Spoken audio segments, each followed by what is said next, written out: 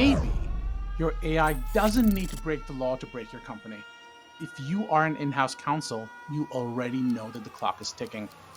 Welcome back to KLF Deep Dive, the podcast where legal risk meets life science innovation. I'm your host, Darshan Kulkarni, pharmaceutical attorney, health tech nerd, and someone who's seen how fast AI is colliding with FDA regulations, data protection laws, and patient rights. Today, we're talking about one of the most urgent and misunderstood projects on your 2025 legal roadmap: AI compliance programs. If you are in-house counsel for a pharma or health tech company using AI for anything from drug discovery to patient engagement, this episode is your blueprint. I have to point out, again, these have to be customized, so this is not legal advice, obviously. But you begin this process by mapping your systems. Again, before you manage risk, you have to see it, you have to identify it, you have to discover it. So start by inventorying all AI systems, whether internally developed, acquired, or vendor managed. This includes clinical decision-making support tools, chatbot interactions, claims analysis systems, and even patient recruitment software. You cannot protect what you don't know exists. So build a living map of what AI systems you're using, who owns them, how they function, which data sets they use, and which data sets they touch. Again, remember, this will change. In fact, it's more likely than not that this will change. However, you must adapt, you must update. Once you're mapped, the next challenge is validation and transparency. Do you know how your models actually make decisions? Are these models actually repeatable? Is there a mechanism to detect if outputs deviate from the expectations? Can you explain it to regulators, or even worse, plaintiffs' lawyers? Because explainability isn't just good ethics, it's a good defense. Regulators increasingly are demanding a documented rationale for algorithmic decisions. Then there's governance. AI eats data, and this creates risk. So confirm lawful bases for use under HIPAA, GDPR, and state privacy laws. Audit, update, and revise privacy policies to clearly disclose AI use. This is very valuable, especially with the FTC. Ensure that patients and users understand automated processing, including profiling. Any use of health data, especially in predictive models, invites scrutiny. Your privacy team and your AI engineers must be working in sync. Enjoying our content? We'd love to hear more.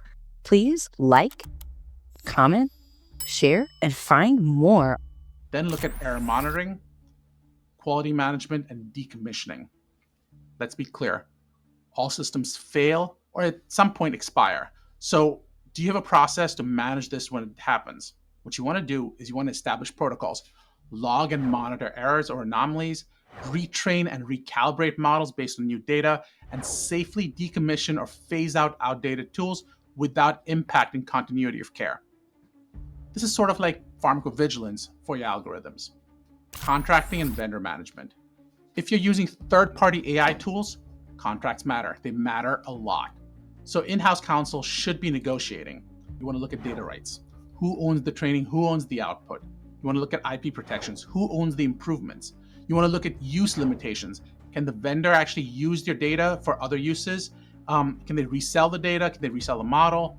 Look at the audit rights. How do you verify how that data is actually being used? Because I've seen situations where people are signing IP and assigning IP appropriately, but then you're seeing people just use it willy-nilly.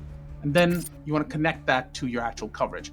Don't forget E&O coverage, cybersecurity certifications, and indemnification for regulatory or privacy violations. Then look at risk assessment. No compliance program is complete without a risk register. What is the intended use of the AI system? Could it be misused or misinterpreted? What are the real-world harms? Look at disparate impact. Look at inaccurate recommendations. Use these to create a risk prioritization and mitigation plan. Make sure that your policies embrace the principle of data minimization and only use the data you need.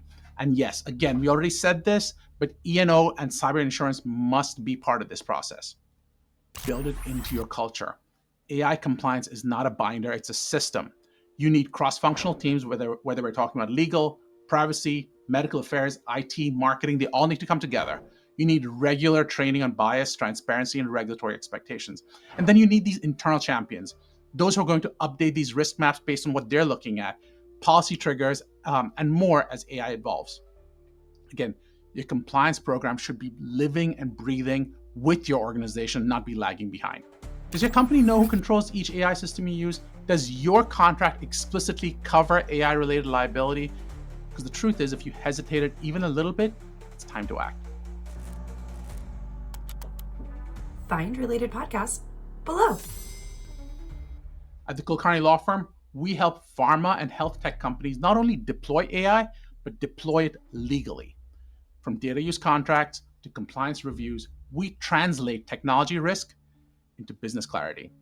Subscribe to KLF Deep Dive for more weekly episodes on life sciences law and reach out if your AI program needs legal oxygen. My name's Darshan Kulkarni. I can't wait to hear from you. Call, click, or email